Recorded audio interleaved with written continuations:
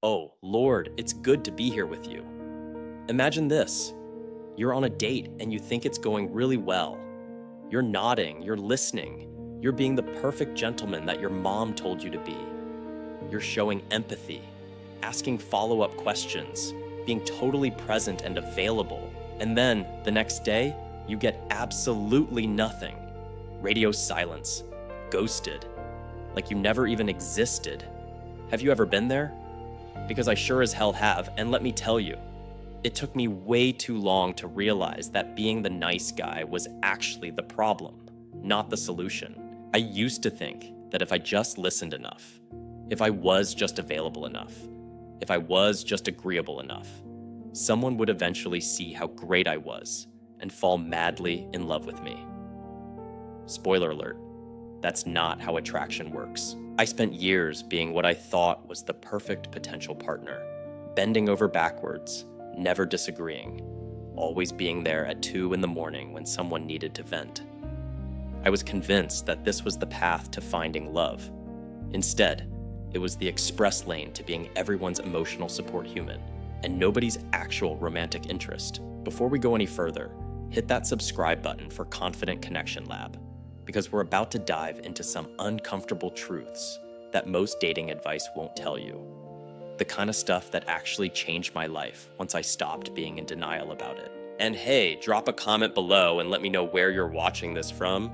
I genuinely want to know if this nice guy struggle is universal or if I was just spectacularly bad at dating. So let me tell you about the date that broke me.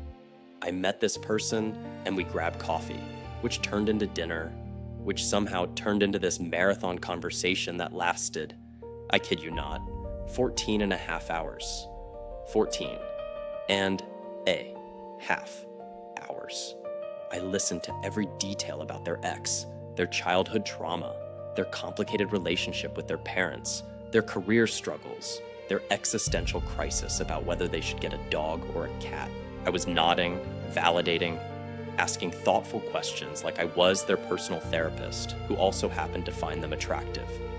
In my mind, I was crushing it. I thought, this is it. This is how you show someone you care. This is how you demonstrate that you're different from all those other jerks out there who don't listen. The next day, I texted them something casual and sweet. Nothing.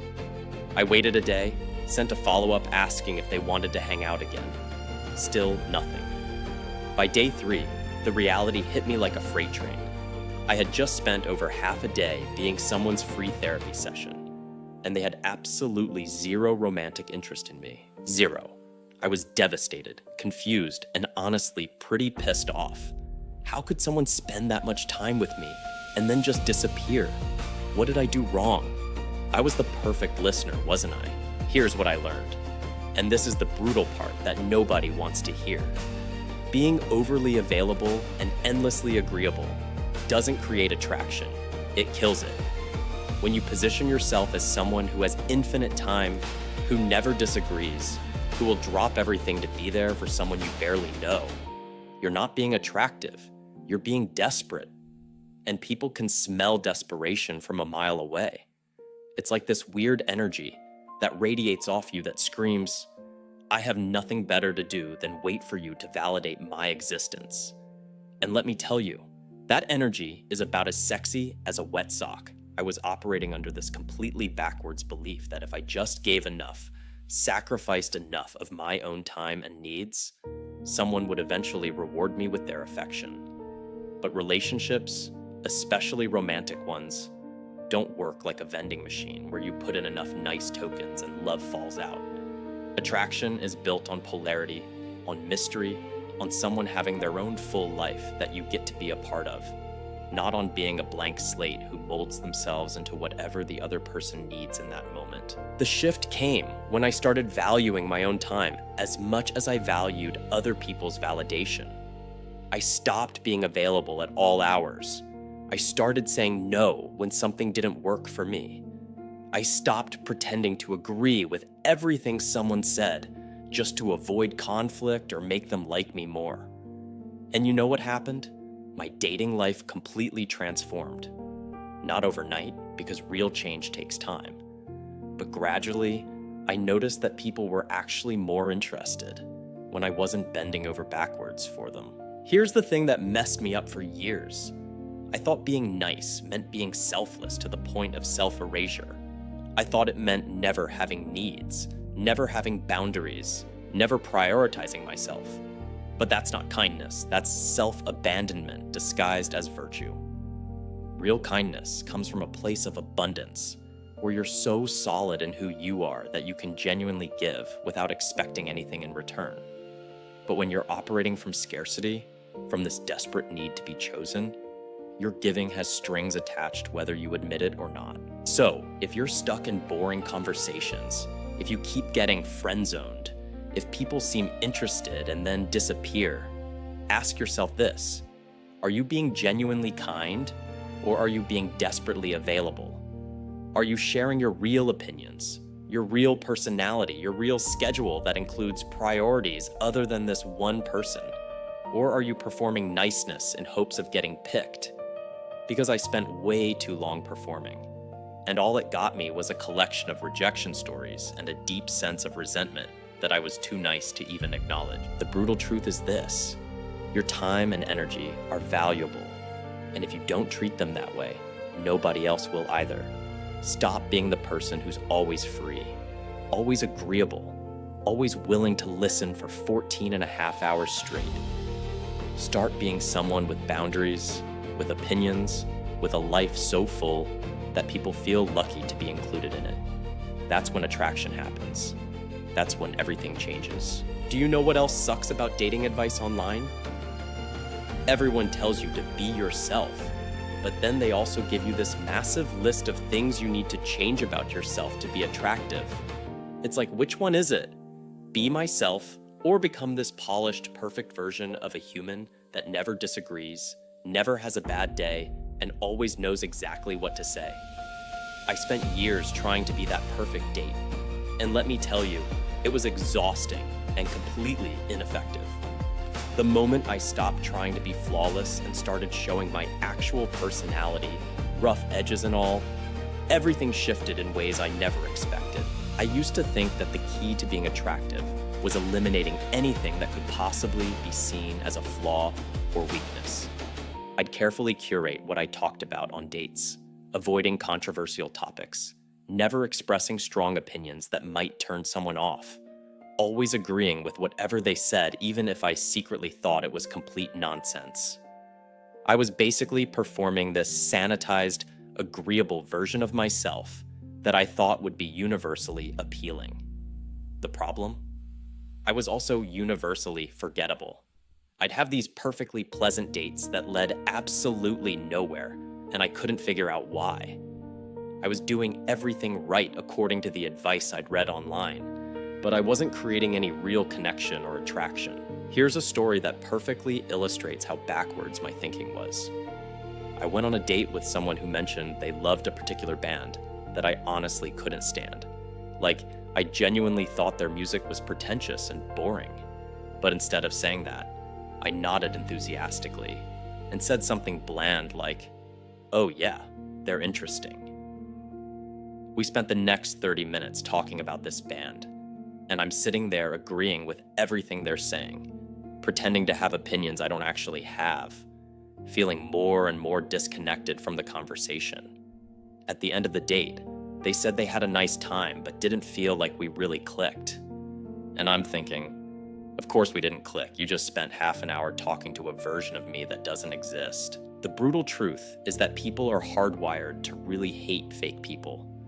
We have these incredibly sophisticated BS detectors that evolved over thousands of years to help us identify who we can trust and who's putting on an act. When you're performing agreeableness, when you're carefully filtering everything you say to avoid any possibility of conflict or disagreement, people can sense it on this subconscious level. It creates this weird, uncomfortable feeling where something seems off, even if they can't quite put their finger on what it is.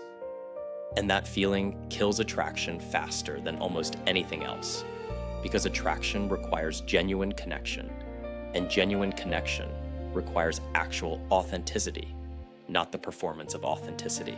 This is the paradox that nobody talks about. Trying to be authentic makes you inauthentic. The moment you start strategizing about how to seem real, how to appear genuine, how to demonstrate that you're being yourself, you've already lost the plot. Real authenticity isn't something you do, it's something you stop not doing. It's about removing all the filters and protective layers and strategic calculations that you've built up over years of being told that who you really are isn't quite good enough. I know that sounds like some hippie nonsense, but I'm dead serious. The shift in my dating life didn't come from adding new techniques or learning better conversation skills. It came from subtracting all the fake crap I was layering on top of my actual personality. Let me be clear about what I'm not saying. I'm not suggesting that you should be an unfiltered jerk who says whatever pops into your head with no consideration for other people's feelings. That's not authenticity. That's just being rude and calling it honesty. What I am saying is that your actual opinions, your actual sense of humor, your actual interests and quirks, and even your actual flaws are way more attractive than the sanitized, people-pleasing version you think you're supposed to be. When I finally told someone on a date that I genuinely hated that popular band and explained why in a way that was honest but not insulting, we had this amazing debate that lasted hours. We didn't agree, but we connected in a real way that never would have happened if I'd kept pretending. The thing about flaws and rough edges is that they make you memorable and real. When you're too polished, too agreeable, too perfect, you blend into this sea of other people who are also trying to be inoffensive and universally likable. But when you show up as your actual self, with your weird interests and your strong opinions and your slightly sarcastic sense of humor, you become distinctive. Not everyone will like you, and that's the point. You're not trying to appeal to everyone. You're trying to find the people who genuinely vibe with who you actually are, not who you're pretending to be. I spent so much time being afraid that if I showed my real personality, people would reject me. And you know what? Some people did. But the people who stuck around, the people who were actually interested in dating me, they were interested in the real version, not the performance. And those connections were so much deeper and more satisfying than anything I'd experienced when I was busy trying to be perfect. There's something incredibly liberating about realizing that you don't have to have all the right answers. You don't have to like all the right things. You don't have to be endlessly agreeable to be attractive. You just have to be genuinely you and trust that the right people will appreciate that. So here's my challenge to you. On your next date or conversation, say one thing that you're actually thinking instead of the safe, agreeable thing you think you're supposed to say. Express an actual opinion, even if it might be slightly controversial. Share something weird that you're genuinely interested in instead of sticking to safe, boring small talk. Notice how it feels to show up as your real self, rough edges and all. I'm betting you'll find that it's both terrifying and incredibly freeing, and that the connections you make will be so much more real than anything you've experienced while performing perfection.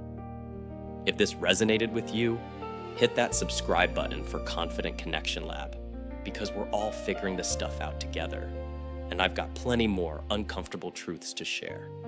Your flaws aren't what's holding you back. Your fear of showing them is.